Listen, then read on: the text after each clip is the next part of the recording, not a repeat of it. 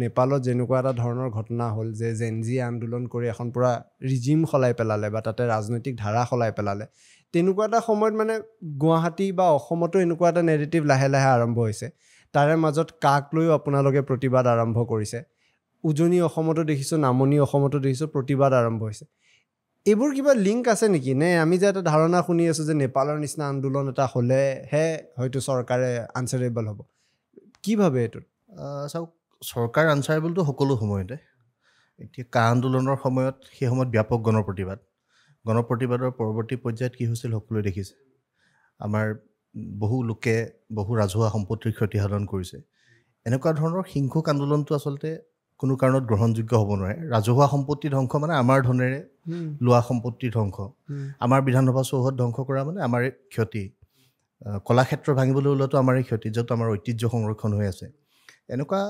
আমি ভাবোঁ যে অসমৰ বা ভাৰতবৰ্ষৰ সাম্প্ৰতিক পৰিস্থিতিত নেপালৰ লগত আমাৰ সামঞ্জস্য নাথাকিব যিটো আমাৰ গণতান্ত্ৰিক প্ৰথাটোৰ প্ৰতি ভাৰতীয় মানুহৰ বিৰাট শ্ৰদ্ধা আছে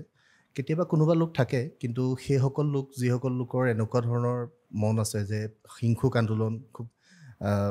মাৰা পিটা ভঙা চিঙা এনেকুৱা ধৰণৰ কথা বতৰাবিলাক আচলতে হোৱাটো অনুচিত আৰু নতুন প্ৰজন্মই সেই ধাৰাটোৰ সৈতে আগবাঢ়ি যোৱাটো অনুচিত তেনেকুৱা মন যদি কাৰোবাৰ কেতিয়াবা আহে ভাৰতবৰ্ষৰ স্বাধীনতা পোৱা গোটেই বিষয়টোলৈ মনত পেলালে হ'ল মহাত্মা গান্ধীৰ অহিংস আন্দোলনেই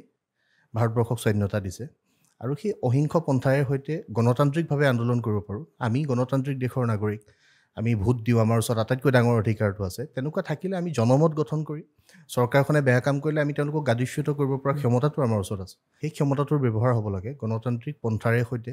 সকলো সংগ্ৰাম আগবাঢ়ি যাব লাগে কোনো সংগ্ৰামে এনেকুৱা স্তৰ পাব নালাগে যে কোনোবা এজন মানুহক আমি মৰিয়াই মাৰি পেলাম কোনোবা এগৰাকী দেশৰ বাবে কাম কৰি যোৱা ব্যক্তিক তেওঁলোকৰ পৰিয়ালক ৰাস্তাত ধৰি মাৰি তেনেকুৱা ধৰণৰ এইটোতো আখৰিক তৃপ্তি লাভ কৰা বুলি কয় এনেকুৱা ধৰণৰ আখৰিক তৃপ্তি কেতিয়াও গণতান্ত্ৰিক আন্দোলনৰ গ্ৰহণযোগ্য পন্থা হ'ব নোৱাৰে আৰু আন্দোলনবিলাক গণতান্ত্ৰিকভাৱে গণতান্ত্ৰিক পন্থাৰে সৈতে হোৱা উচিত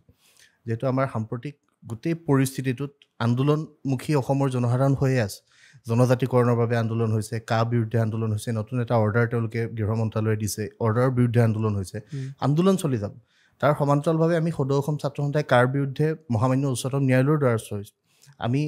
আইনী যুঁজ